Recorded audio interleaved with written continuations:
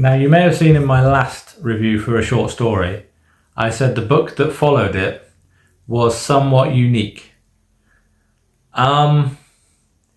Yeah, you may have seen a review I did earlier in the year, maybe January or February, for a book called Man, Fuck This House.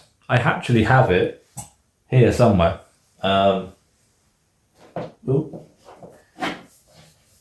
There you go. And I didn't really know how to describe this book to you guys because it was definitely a book of 3 different sections. Now, Scuttle caught my attention because of the cover primarily.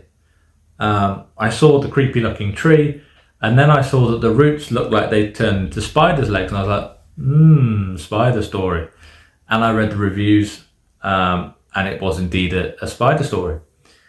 So we start off at Halloween 2024, and there are 2 POVs in this book, one of the son, Hudson, and one of the dad, Rex. And it alternates where the story needs it. Now, Hudson has fallen in with a friend called Kenny, who is a bit of a dick, and his dad, Hudson's dad, doesn't like him very much, but it's kind of his only friend. He was taken under his wing. His dad and his mum are not together. They're on different sides of the planet.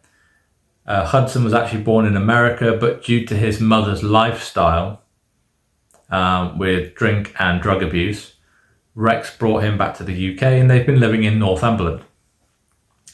And Hudson goes to a party, a Halloween party in the woods. And there's a scene, bearing in mind these are like 16-year-old kids, there's a scene around dubious consent that is dealt with a little bit too casually for me. And after that results in the first death of the story. Now, I was expecting a creature to be running around in the woods and, go along that. Much like the Don't Move story by James Murray and Darren Wearmouth, which I reviewed a year or so ago. It is not like a prehistoric spider. The actual identity of the spider creature is surprising. But then, towards the end of the story, when you learn the actual origins of the spider thing, it makes me kind of go, what? Okay. Very similar ending in terms of The Sound of Suffering that I read and reviewed a month or so ago, when the book was captivating and then it got to the end and it made a choice, and I was like, really? Okay. Same sort of thing. Almost quite literally, actually, the same sort of thing. But I read it in 24 hours, so I can't say it was a bad book because it wasn't. It was a good book. I enjoyed it. It was very unique. The concept was definitely unique. The execution of it was done quite well. The only criticism I would have, besides the odd choice to have it, the big reveal, if you like, is a lot of time in the first third of the book was dedicated to, I put in my review, trivial things. Like, there was too much emphasis on Hudson being a teenage boy and how he feels about certain things, and then plodding along to school and meeting with Kenny and doing and all of this until you then get to the initial incident, if you like. I think that went on a little bit too long. I had myself sort of gradually starting to wane with interest until it then kicked in.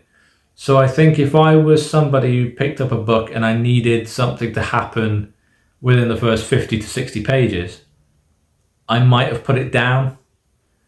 But knowing the subject matter of the story kept me going, because I'm terrified of spiders, but I love a good spider story.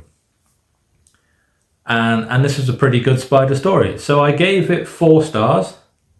I got it on KU. No, not on KU. I got it on Kindle for 99p a week or 2 ago. And I think it still is 99p. But yeah, I thought it was quite entertaining. So I would recommend it. But yeah, I have a few books I need to catch up on now, so I need to get around to those. One of which is Quarantine 13. But I have a few others to get through. So yeah, I will try not to think about giant spiders when I go to sleep tonight. I'll try. Can't promise anything.